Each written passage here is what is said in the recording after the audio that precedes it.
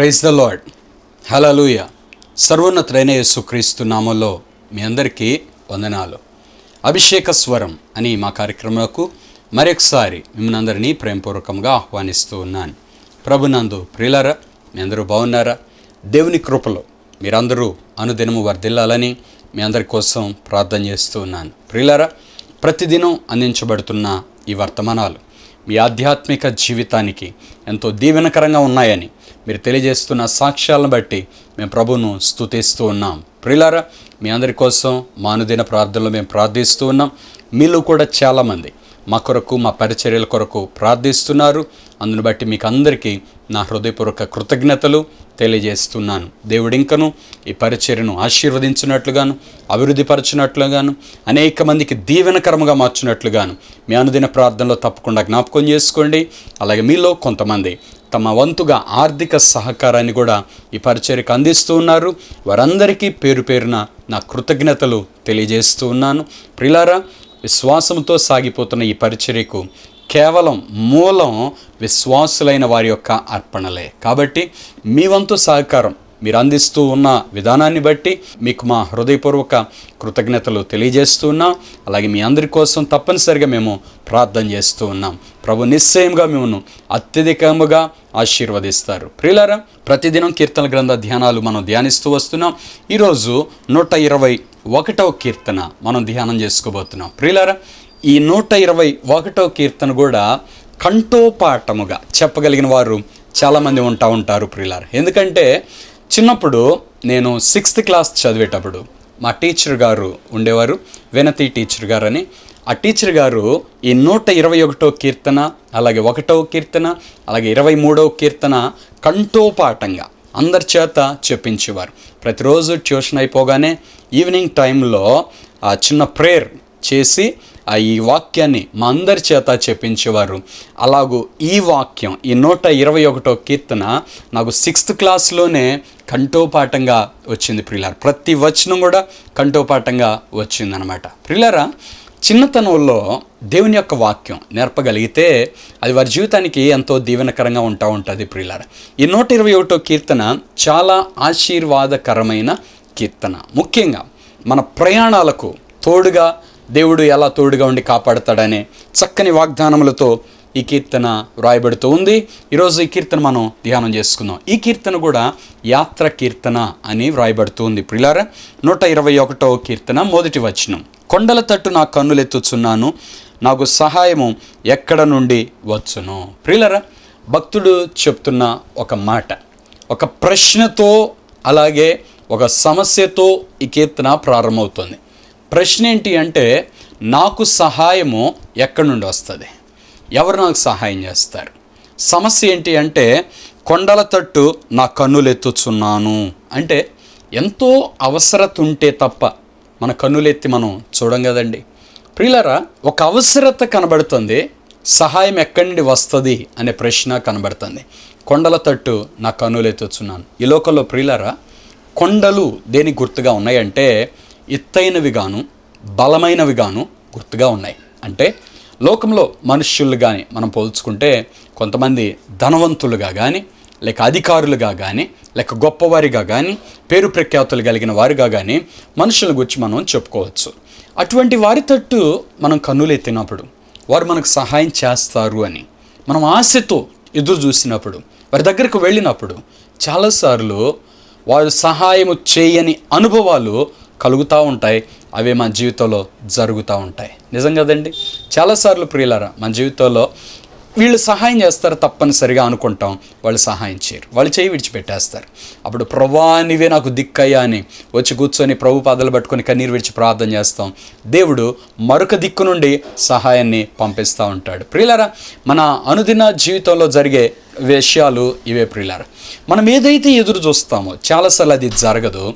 దేవుని దారి మరొక రీతిలో అయితే దేవుడు మనకు తప్పక సహాయం చేస్తాడు. దేవుడు మనల్ని ఎప్పటికీ విడిచిపెట్టే దేవుడు కాదు ప్రియులారా. ఈ విషయం మీరు జ్ఞాపకం చేసుకోండి. ప్రభు మిమ్మల్ని ఎప్పటికీ విడిచిపెట్టడు. ప్రభు నిశ్చయముగా మీకు సహాయం చేస్తాడు. అయితే మన కన్నులు ఎవరు వైపెత్తాలి?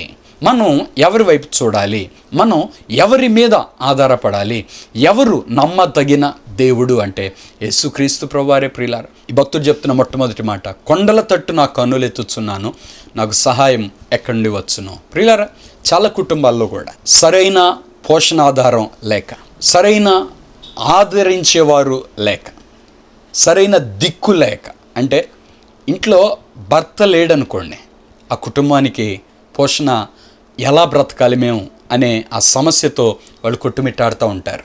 నిజంగా ప్రియులారా, మగ దిక్కు లేని సంసారాలు అదొక చాలా ఒక వెలితే. ప్రియులారా, అదేంటో కానీ దేవుని కృప, కుటుంబంలో ఫ్యామిలీలో భర్త లేకపోయినా వెలితే, భార్య లేకపోయినా వెలితే, పిల్లలు లేకపోయినా వెలితే. అంటే ఒక కుటుంబ బాధ్యతల్లో ఎవరి పోర్షన్, ఎవరి స్థానం వాళ్ళకు ఉందండి, అంతే. ఎవరి వాల్యూ వాళ్ళకు ఉంది. ప్రతి వాల్యూ ఇంపార్టెంటే, ప్రతి వాల్యూ ఇంపార్టెంటే. భర్త స్థానం ఇంపార్టెంట్. భర్త లేని కుటుంబాలను అడగండి, ఆ తల్లి పిల్లలు పడుతున్న అవస్థలు వారు చెప్తారు. భార్య స్థానం ఇంపార్టెంటే. భార్య లేని వ్యక్తులను అడగండి, ఆ మగ వ్యక్తి ఎంత కష్టపడుతున్నాడో.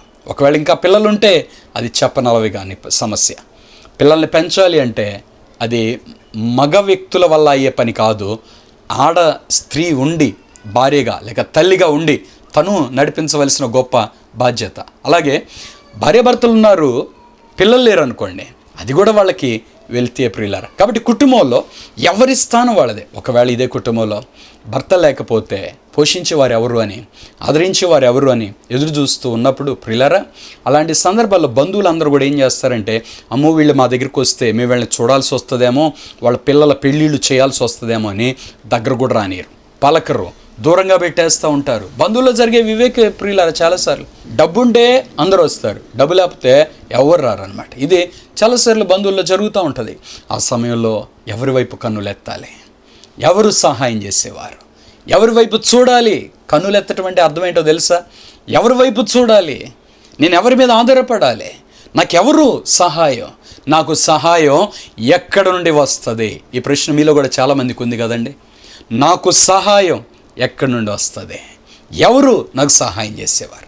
ఈరోజు మీకు ఒక శుభవార్త తెలియజేస్తున్నాను. మీకు సహాయం చేసే దేవుడు ఉన్నాడు. 2వ వచనంలో చెప్తున్నాడు, యెహోవా వలననే నాకు సహాయము కలుగును, ఆయన భూమి ఆకాశములను సృజించిన వాడు. ప్రియులారా, నీకు సహాయం చేయటానికి సిద్ధంగా ఒక వ్యక్తి ఉన్నాడు. ఆయన ఎవరో తెలుసా? భూమి ఆకాశములను సృష్టించిన సృష్టికర్త. ఆయన పేరు యెహోవా. యెహోవా వలననే నీకు సహాయం కలుగుతుంది. చూసారా ప్రియులారా, ఆయన సృష్టికర్త అయిన దేవుడు. ప్రియులారా, ఆయన మన తండ్రి, మన పోషకుడు, మన పక్షముగా నిలబడే దేవుడు. ఆయన ఎప్పటికీ మనల్ని విడిచిపెట్టే దేవుడు కాదు ప్రియులారా. ఆయన వలననే అంటున్నాడు, ఆయన ద్వారా అంట్లా.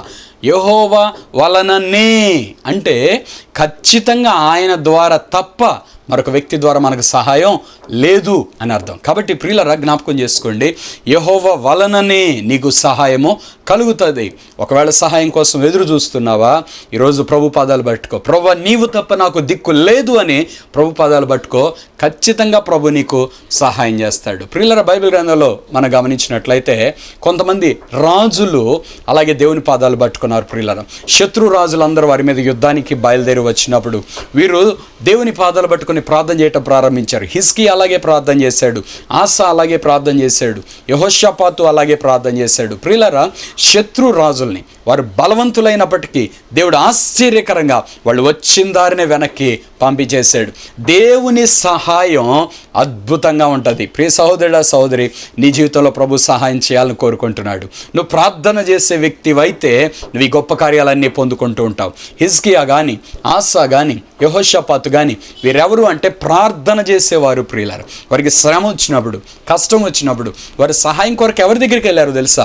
దేవుని పాదాలు పట్టుకున్నారు. ప్రభువా, నీవే మాకు దిక్కు, నీవే మాకు సహాయం చేయాలి, నువ్వు మాకు సహాయం చేయి ప్రభువా అని దేవుని పాదాలు పట్టుకున్నారు. ఉన్నారు.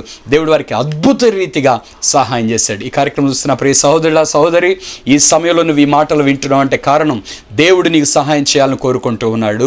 నువ్వు దేవుని వైపు తిరిగితే చాలు, దేవుడు చేసే కార్యం నువ్వు అనుభవించగలుగుతావు. ప్రభు నిశ్చయముగా మీ జీవితంలో గొప్ప కార్యాలు జరిగించాలి అని కోరుకుంటూ ఉన్నారు. ప్రియులారా, యెహోవా వలననే నాకు సహాయం కలుగును, ఆయన భూమి ఆకాశములను సృజించిన వాడు. 3వ వచనం ప్రియులారా, ఆయన నీ పాదము తొట్టిల్లనియడు, నిన్ను కాపాడువాడు కునుకడు. ప్రియులారా, దేవుడు మనకు సహాయం చేస్తాడు అని చెప్పిన తర్వాత ఈ భక్తుడు ఎందుకో దేవుని క్యారెక్టర్ గురించి మాట్లాడుతూ వస్తున్నాడు. ఆయన ఎలాంటి దేవుడు అంటే నీ పాదము తొట్టిల్లనియ్యడు అని చెప్తున్నారు. ప్రియులారా, అంటే నువ్వు నడుస్తూ ఉన్నావు అనుకో, నీ కాలు అట్లాగా తొట్టుపాడటానికి కూడా దేవుడు ఒప్పుకోడు. నీ కాలు చక్కగా నెమ్మదైన దారిలో నడిచి వెళ్ళేలా దేవుడు సహాయం చేస్తాడని చెప్తున్నాడు. ప్రియులారా, ఇప్పుడు ఒక రాళ్ళున్న దారిలో మనం నడుస్తున్నాం అనుకోండి, కాలు వేస్తే ఆ రాయి మీద పడినప్పుడు, రాయి తిరిగినప్పుడు కాలు ఇలాగా తొట్టిల్లే అవకాశం ఉంటుంది. ప్రియులారా, అయితే సమమైన నేల ఉందనుకోండి, చక్కగా ఫ్లాట్గా సిమెంట్ రోడ్ లాగా ఉందనుకోండి, దాంట్లో కాలేసి వెళ్తుంటే ఎక్కడ తొట్టిల్లం. ప్రియులారా, దేవుడు మనకు తోడై ఉంటే మనల్ని దేవుడు నడిపించే దారి ఎలా ఉంటుందంటే ఇలాగూ సమమైన దారిగా, తిన్ననైన దారిగా ఉంటుంది. ప్రియులారా, ఆయన నీ పాదము తొట్టిల్లనియ్యడు అని దేవుని వాక్యం చెప్తుంది. తర్వాత నిన్ను కాపాడువాడు కునుకడు, అంటే దేవుడు ఎంతసేపు నన్ను కాపాడుతాడు? ఎప్పుడు దేవుడు తోడుగా నన్ను కొంటాడా?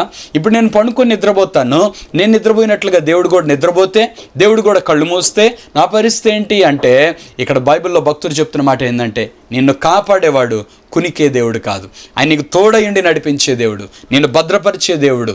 ఆయన కునుకు కూడా వేయడు. కునుకు అంటే ఏంటంటే ఇట్లా మాట్లాడుతూనే కొంతమందికి ఒక అలవాటు ఉంటుంది, ఆటోమేటిక్ కళ్ళు అలా మూసుకుపోతాయి, అలాగ కళ్ళు అలాగ కునికేస్తుంటారు. కునుకు అంటే ఒక్క క్షణమైన కనురెప్ప పాటు మోయటం. కానీ దేవుడు ఎంత గొప్ప దేవుడు అంటే ప్రియులారా, దేవుడు మనల్ని ఎప్పుడు కూడా చూస్తూనే ఉంటాడు. నేను అనుకుంటాను దేవునికి కనురెప్పలు లేవేమో అనుకుంటాను, ఎందుకంటే ఆయన ఎప్పుడు నిద్రపోడు. నిన్ను కాపాడువాడు కునుకడు అని చెప్తున్నాడు. ఇశ్రాయేలును కాపాడువాడు కునుకడు, నిద్రపోడు, యెహోవాయే నిన్ను కాపాడువాడు. 3-4 వచనాలు చూసారా ప్రియులరా, ఎంత అద్భుతమైన వచనాలు. నిన్ను కాపాడువాడు కునుకడు అన్నాడు. తర్వాత ఎవరిని కాపాడుతాడు అనుకుంటున్నారు? భూమి మీద ఉన్న మనుషులందరినీ దేవుడు కాపాడుతాడు అని మీరు అనుకుంటున్నారా? కాదు. ఇశ్రాయేలును కాపాడువాడు అని ప్రత్యేకంగా దేవుడు ఇక్కడ మరలా మాట్లాడుతున్నాడు. ఇశ్రాయేలును కాపాడువాడు కునుకడు, నిద్రపోడు అని చెప్తా ఉన్నాడు. ప్రియ సహోదరుడా సహోదరి, నువ్వు దేవుని కుమార్తె అయితే నువ్వు చాలా గొప్ప ధన్యుడివి, నువ్వు దేవుని కుమారుడు అయితే చాలా గొప్ప ధన్యుడివి. ఎందుకంటే నిన్ను కాపాడే దేవుడు కునికే దేవుడు కాదు, నిద్రపోయే దేవుడు కాదు. ఎప్పుడు తన కనుదృష్టి నీ మీద ఉంది, ఎప్పుడు నీ వైపు చూస్తూ ఉన్నాడు, ఎప్పుడు నీ పక్షంగా తన హస్తాన్ని చాపుతాడు, ఎప్పుడు నీకు సహాయం చేయడానికి ఆయన సిద్ధంగా ఉన్నాడు. నీకు సహాయం చేయటంలో ఆనందించే దేవుడు, నీకు మేలు చేయటంలో ఆనందించే దేవుడు, నిన్ను బలపరచటంలో ఆయన ఆనందించే దేవుడుగా ఉన్నాడు. ఇశ్రాయేలును కాపాడువాడు కునుకడు, నిద్రపోడు. ఎక్కడెక్కడ కాపాడుతాండి? నువ్వెక్కడికి వెళ్ళినా నేను నీకు తోడుగా వస్తాను అని యాకోబుతోటి దేవుడు వాగ్దానం చేశాడు. ప్రియులారా, నీ వెళ్ళు ప్రతి స్థలమందు నేను నీకు తోడయ్యుండి నిన్ను కాపాడుచు, నిన్ను ఆశీర్వదిస్తూ మరలా క్షేమంగా నేను ఈ స్థలానికి తీసుకొని వస్తాను అని యాకోబుతోటి దేవుడు మాట్లాడాడు. ప్రియులారా, దేవుని కాపుదల అది అద్భుతమైంది. ప్రియులారా, దావీదు అంటాడు, గడాంధకారపు లోయలో నేను సంచరించినను ఏ అపాయమునకు భయపడను, ఎందుకంటే నీవు నాకు తోడయ్యుందువు, నీ దుడ్డు కర్రయ్య నీ దండమును నన్ను ఆదరించును అని చెప్తాడు. ప్రియులారా, దేవుడు మనల్ని కాపాడితే మనకి ఇక భయమే అక్కర్లేదు. ప్రియులారా, షడ్రక మేషక అబేద్నెగోల్ని అగ్నిగుండంలో వేసినప్పటికీ దేవుడు అక్కడికి దిగి వచ్చినాడు, దేవుడు వారిని కాపాడాడు. అగ్ని వాసన వారి వెంట్రుకలకు కూడా తగలలేదు. ప్రియులారా, ఎంత అద్భుతమైన కాపుదల. సింహాల బోన్లో దానియేలు వేయబడ్డాడు, దేవుడు తన దూతను పంపించాడు. ఒక్క సింహం కూడా దానియేలు దగ్గరికి వచ్చి వాసన కూడా చూడలేదు, దానియేలుని కనీసం ఏమీ చేయలేదు, దానియేలుకు దూరంగా నిలబడిపోయినాయి. దేవుని కాపుదల ఎంత గొప్పది. అపాయం నీ దగ్గరికి రాకుండా దేవుడు కాపాడుతాడు, అపాయం నేను సమీపించనీయడు, నీ చుట్టూ కంచె వేస్తాడు, నిన్ను గుచ్చి తన దూతలకు ఆజ్ఞాపిస్తాడు, వారు నిన్ను తమ చేతుల మీద ఎత్తిపట్టుకొని నడిపిస్తారు. ఎంత గొప్ప కాపుదల అండి. దేవుని కాపుదలను గురించి బైబిల్లో ఎంత చక్కని లోతైన సత్యాలు వాక్యాలు వ్రాయబడి ఉన్నాయి. ప్రియులారా, ఇశ్రాయేలును కాపాడువాడు కునుకడు, నిద్రపోడు. 5వ వచనం ప్రియులారా, యెహోవాయే నిన్ను కాపాడువాడు, నీ కుడి ప్రక్కన యెహోవా నీకు నీడగా ఉండును. ప్రియులారా, నిన్ను కాపాడేది ఎవరు? యెహోవాయే. యెహోవా అంటే సృష్టికర్త, సైన్యములకు అధిపతి యగు యెహోవా అని బైబిల్లో రాయబడి ఉంటుంది. ఎన్ని సైన్యాలకి? అన్కౌంటబుల్ అండి. దేవదూతలు ఎంతమంది? ఎవరు లెక్క పెట్టలేరు. ఎంతో గొప్ప సైన్యం దేవునికి ఉంది. కానీ మనల్ని దేవుడు ప్రేమిస్తూ ఉన్నాడు. ఆ సైన్యాన్ని అంతటిని నీకు నాకు కాపుదలగా దేవుడు పెడతా ఉన్నాడు. దేవుని దూతలందరూ కూడా మనవులకి కాపుదలగా పెడుతున్నాడు. ప్రియులారా, ఒక దేవుని దూత యొక్క ఎత్తు ఎంత అంటే, ఒకనొక ప్రాంతంలో ఒక వ్యక్తి దేవుని దూతను భూమి మీద చూశాడంట. భూమి మీద నిలబడి ఉన్న దేవుని దూత ఆకాశం అంటే అంత ఎత్తుగా ఉందంట అండి. ఇంత పెద్ద దేవదూతలు, ఇంత బలాఢ్యులైన దేవదూతలు మనల్ని కాపాడటానికి వారు సిద్ధంగా ఉన్నారంటే నిజంగా దేవుడు మనల్ని ఎంత ప్రేమిస్తున్నాడో కదా ప్రియులారా. అంత పెద్ద దేవదూతల్ని మనల్ని కాపాడటానికి పెట్టారు. ఆకాశానికి వెళ్ళి చూస్తే మనం ఎక్కడున్నామో కూడా కనిపించాం. కానీ భూమికి ఆకాశానికి ఎంత ఎత్తుగా ఉందో అంతున్న దేవదూతలు మనల్ని కాపాడటానికి వస్తున్నారు. మరి మన దేవుడు ఎంత?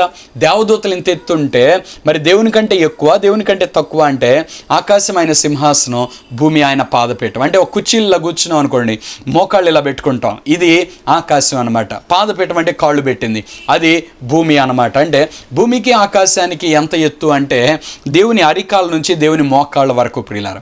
పైన ఇంకా నడుము ఉంది, అలాగే తల ఉంది, మెడ ఉంది. ప్రియులారా, ఇంత ఎత్తు దేవుడు ఉన్నాడు. అంటే దేవుడు ఎంతో గొప్ప దేవుడు. దేవదూతలు ఎంత అంటే మోకాల నుండి అరికాల వరకు ఉన్నంత ఎత్తులో దేవుని దూతలు ఉన్నారు. ప్రియులారా, మరి మనం ఎక్కడున్నామంటే అసలు వాస్తవానికి భూమి మీద మనుష్యులుగా మన స్థానం ఏంటి అంటే ఇంత అని లెక్క పెట్టని కూడా వీల్లేదు. ఎందుకంటే ఈ సృష్టిలో ఎన్నో దేశాలు ఉన్నాయి, ఎన్నో కోట్ల మంది ప్రజలు ఉన్నారు. అంతమంది ప్రజల్లో మనం ఎక్కడండి? మనం ఉన్న పట్టణములో మనం మ్యాప్లో చూస్తే మనం కనిపించాం ప్రియులారా. అలాంటి దేశాల్లో ఎలా కనబడతాం, ఖండాల్లో ఎలా కనబడతాం, భూభాగంలో ఎలా కనబడతాం, మన స్థానం ఏంటి? అందుకే భక్తుడు అంటాడు, నీవు నరపుత్రుని జ్ఞాపకం చేసుకుంటకు వాడే పాటివాడు. ప్రియులారా, మనలో చాలామంది దేవుడు నాకు అది చేయలేదు, ఇది చేయలేదని దేవుని మీద అనుకుంటూ ఉంటాం. కానీ అసలు దేవునికి మనకి పోలిక ఎక్కడ? మనం ఎంత, దేవుడు ఎంత గొప్ప దేవుడు ఆయన. ఆయన మనల్ని ప్రేమిస్తున్నాడు అంటే నిజంగా అది ఎంత గొప్ప భాగ్యం.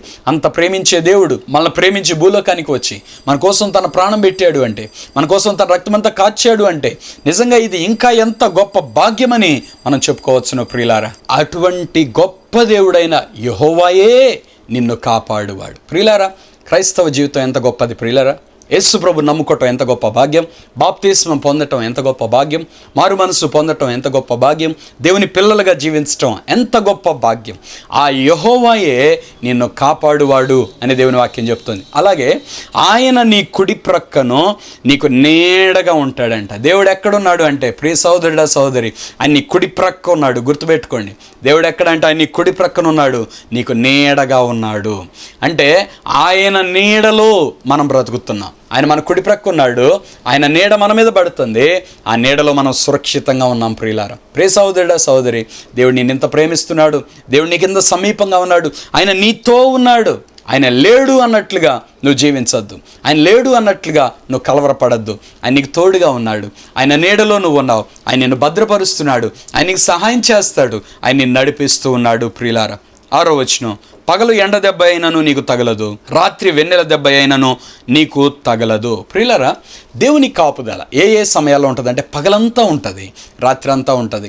ఒక రోజుని కాలాలుగా మనం విభజిస్తే పగలు రాత్రి అని మాత్రమే మనం విభజిస్తాం ప్రియులారా. అంటే 24 గంటల పాటు దేవుని కాపుదల. ప్రియులారా, ఎంత అద్భుతమైన కాపుదల.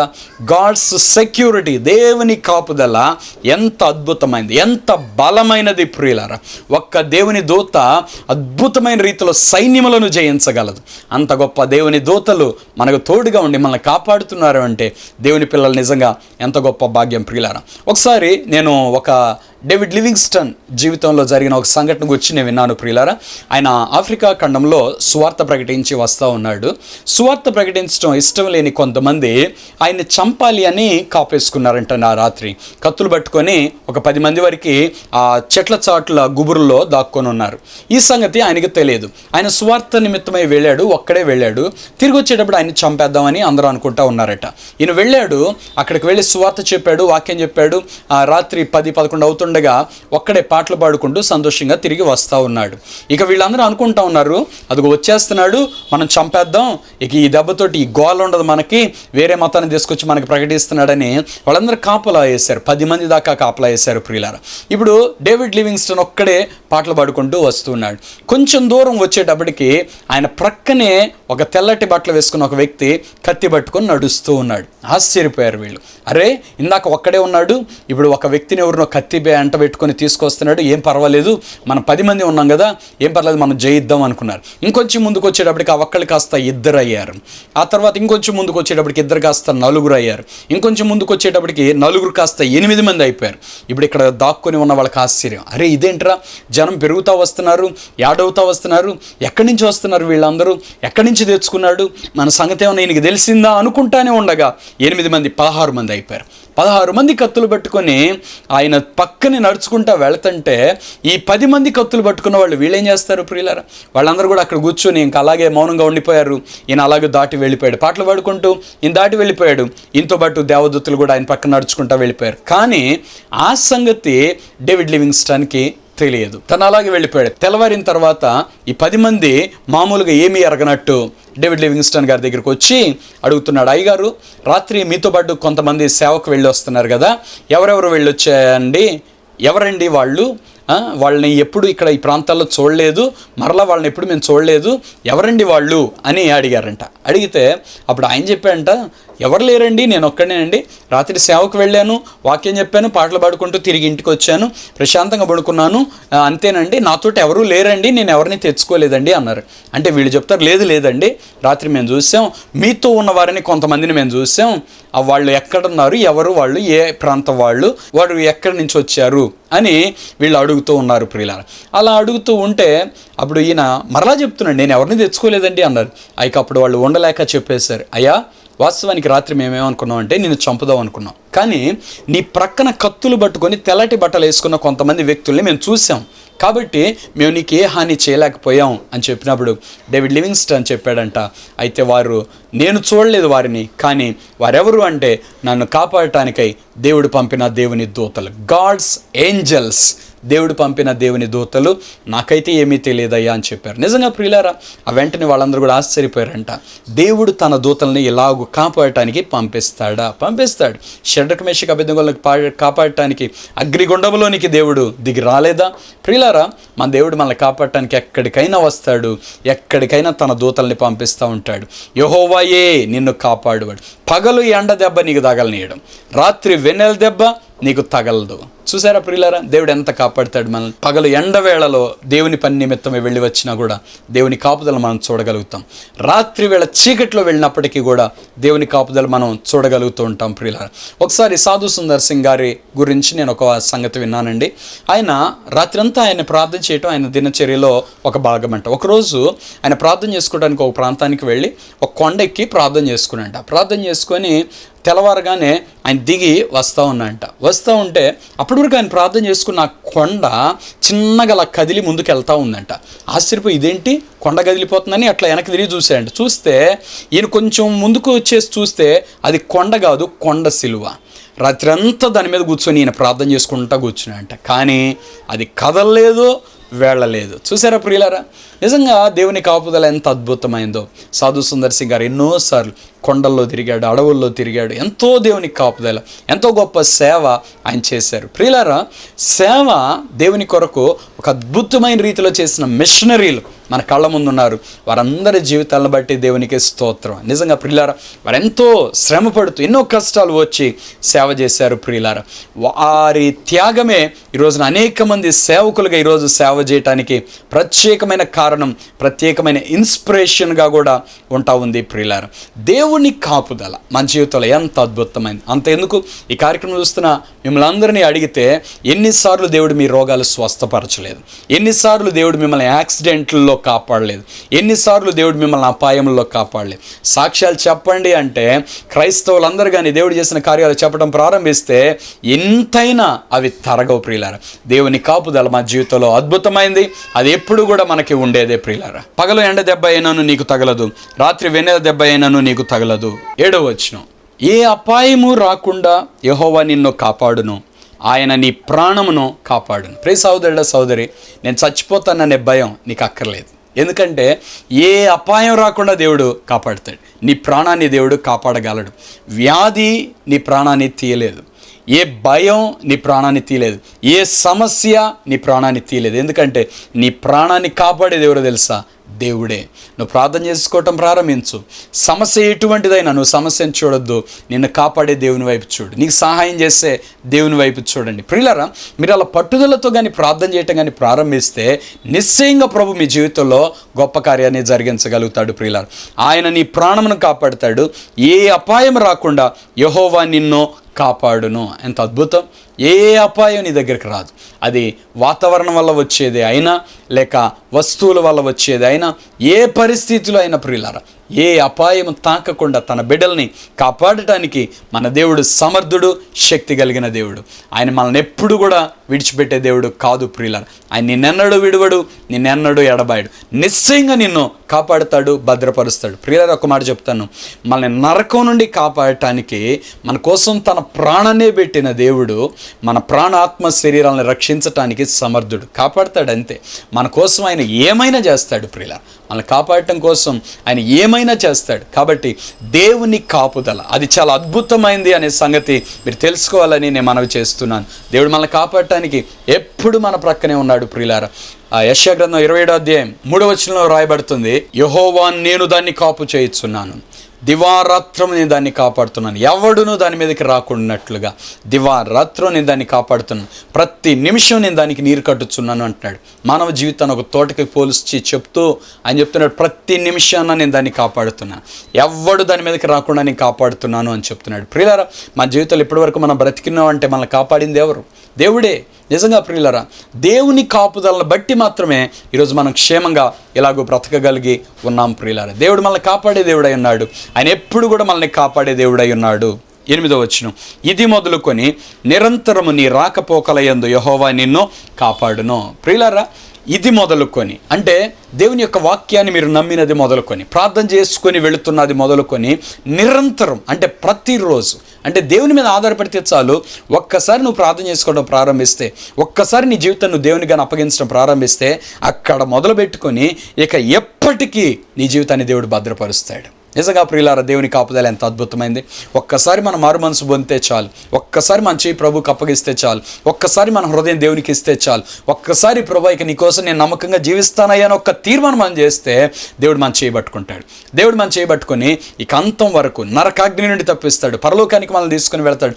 అన్ని విషయాల్లో ప్రభు మనకు సహాయం చేసి నడిపిస్తాడు. ప్రియులారా, ఇది మొదలుకొని నిరంతరం నీ రాకపోకలయం, నువ్వు వచ్చేటప్పుడు పోయేటప్పుడు, ఇంట్లోకి వచ్చేటప్పుడు బయటకు వెళ్ళేటప్పుడు, ప్రయాణానికి చేస్తూ వెళ్ళేటప్పుడు వచ్చేటప్పుడు, నువ్వు ఏ బండి మీద ప్రయాణమే వెళుతున్నా ఆయన నిన్ను కాపాడే దేవుడు, ఆయన నీకు తోడుగా ఉన్నాడు. ఈ సత్యం మీరు తెలుసుకోవాలని మనం చేస్తున్నాను. ఆయన నిన్ను ఎప్పటికీ విడిచిపెట్టాడు. నిజంగా ప్రియులారా, చాలాసార్లు నా జీవితంలో కూడా మేము ఇది అనుభవించాం ప్రియులారా. చాలాసార్లు మేము వెళుతున్న మా బళ్ళు కొన్నిసార్లు యాక్సిడెంట్లకు గురైన పరిస్థితులు ఉన్నాయి, కానీ ఏ దెబ్బ తగలకుండా దేవుడు కాపాడిన సందర్భాలు ఉన్నాయి ప్రియులారా. మా విశ్వాసుల్ని దేవుడు అలాగే కాపాడుతున్నాడు, మమ్మల్ని దేవుడు అలాగే కాపాడాడు. ఇలాంటివి ఎన్నో సాక్ష్యాలు మా జీవితంలో ఉన్నాయి ప్రియులారా. నిజంగా ప్రియులారా, దేవుడు మనల్ని కాపాడటం ప్రారంభిస్తే మన చుట్టూ కంచె వేసేస్తాడు, ఇంకంతే.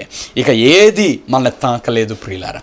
మీ జీవితాన్ని కూడా దేవుడు కాపాడుతాడు. ప్రయాణంలో బయలుదేరి వెళుతున్నప్పుడు కొంతమందికి ఒక భయం, అమ్మో యాక్సిడెంట్ అయిద్దామో, అమ్మో అని. ఆ భయాన్ని విడిచిపెట్టండి. దేవుడు మీకు తోడుగున్నాడు, దేవుని దూతలు మీకు తోడుగా ఉన్నారు. మీకు ఏ అపాయం రాదు, నీకు ప్రక్కనే దేవుడు నీడగా ఉన్నాడు. ఆయన నీడలో నువ్వు ఉన్నావు. ఈ సంగతి జ్ఞాపకం చేసుకో. ఆయన నిన్ను కాపాడుతూ నడిపిస్తాడు. ఆయన నిన్నెప్పటికీ చేయి విడిచిపెట్టాడు. నిన్ను కాపాడువాడు కునికే దేవుడు కాదు, నిద్రపోయే దేవుడు కాదు, పొరపాటున కూడా మౌనంగా ఉండే దేవుడు కాదు, నిరంతరము నిన్ను కాపాడే దేవుడు. ఆ కాపాడే దేవుని హస్తాలకు మనం అప్పగించుకుందాం, సురక్షితంగా ఉందాం. సామెతల గ్రంథం 18వ అధ్యాయం 10వ వచనం, యెహోవా నామం బలమైన దుర్గం, నీతిమంతుడు అందులోనికి పరుగెత్తి సురక్షితముగా ఉండును. ప్రార్థన చేసుకుందాం. ఒక నిమిషం తల వంచి కళ్ళు మూసుకోండి. ప్రార్థన చేస్తాను. మహాపరిశుద్ధుడైన తండ్రి, ప్రేమ కలిగిన ప్రభువా, మాకు సహాయం చేసే దేవుడు నీవే, మమ్మల్ని కాపాడేది నీవే. ఇదేను మీ కీర్తన ద్వారా మీరు మాట్లాడుతున్న ప్రతి మాటను బట్టి స్తోత్రాలు. ఈ వాక్యం వింటున్న ప్రతి బిడ్డను దర్శించండి.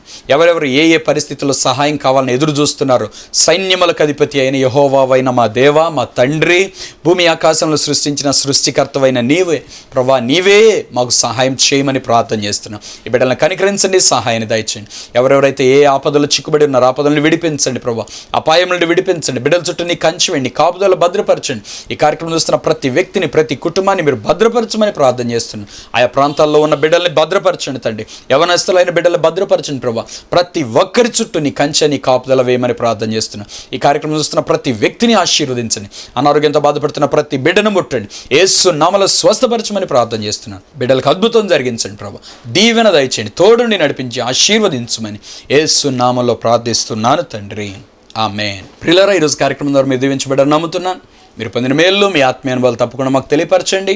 ఈ కార్యక్రమం మీకు దీవెనకరంగా ఉంటే తప్పకుండా ఒక కార్యక్రమాన్ని స్పాన్సర్ చేయండి. దేవుడు మిమ్మల్ని అందరినీ దీవించును గాక. God bless you. మీ కానుకలు, మీ ప్రేమపూర్వకమైన విరాళాలు మాకు పంపించటకై మా account number 115894442996, State Bank of India, IFSC code SBIN 0003726. మీరు మమ్మల్ని సంప్రదించుటకై మా చిరునామా pastor M. John Wesley, Abhishek Agni ministries, Redla Bazar, పాత గుంటూరు, గుంటూరు. Pin number 522001. మీ ప్రార్థన అవసరతలు మాకు తెలియపరచుటకై మా సెల్ నంబర్ 88667676, మరి యొక్క నంబర్ 7075159777.